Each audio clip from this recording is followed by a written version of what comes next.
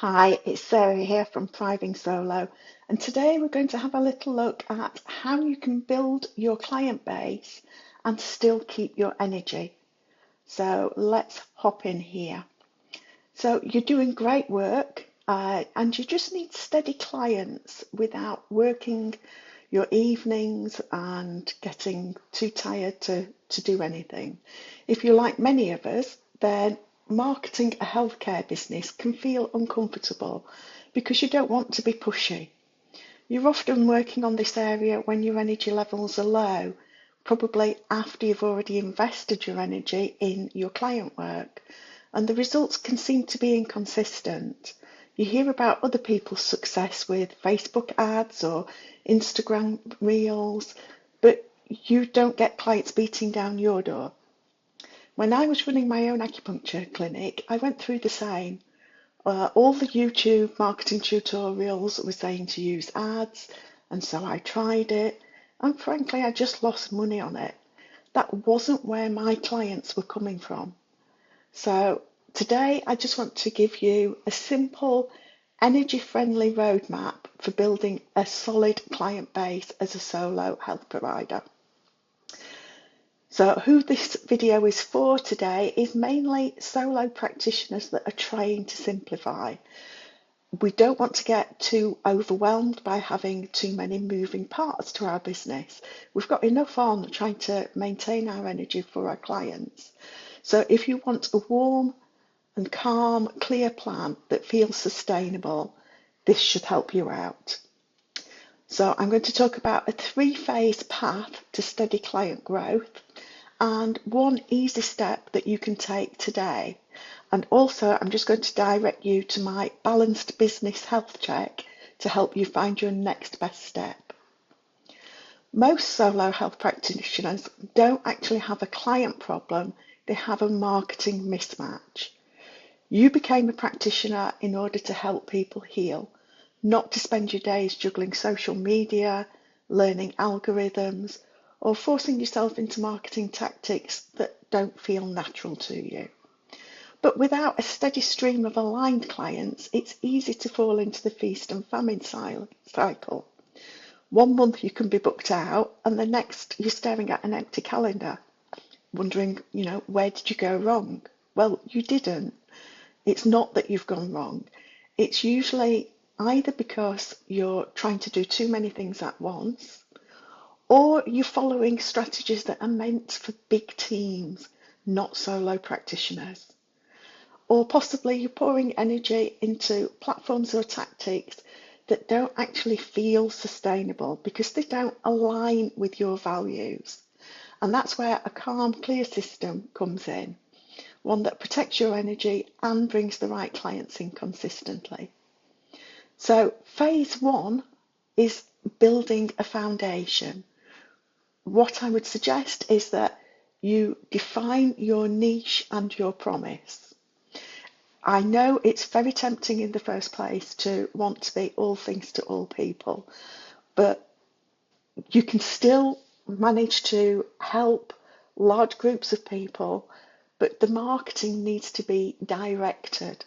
You need to pick one group and one problem, and this builds trust fast. It's not a case of excluding all those others, it's giving an example of who you can help. So it could be, I help busy mums reduce migraines in 8 weeks. So the next thing is to simplify your offer. Start with one clear package. So if you're helping to reduce migraines in 8 weeks, how many sessions is that? Is that 8 sessions? Is it double that amount of sessions? Just start with one clear package that outlines what the number of sessions are, what the price is, and what the expected outcome is. So, will that just get them part of the way there, or will it get them all of the way there? The next step is a basic booking and welcome path. So a simple booking page with warm onboarding goes a long way. And we've already talked a little bit about onboarding, so I'll link back to those videos here. Phase two is about creating visibility without noise. So it's some of the simple steps that we've already mentioned elsewhere, making sure that you've got a Google business profile. People nearby are searching, so you need to be findable. Make sure that you add photos so that people know who you are and what the clinic looks like. It's much easier when they're driving around searching for the place if they've got a photo of what it looks like from the outside. Hours, service names, and ask for reviews. You also want a referral friendly system, so make it easy to refer with some clear scripts and gratitude. So just a very simple script, something like, if you know someone dealing with migraines, as your example, feel free to share my link. And then a light partnership outreach. So other healthcare professionals are also looking for great referrals too.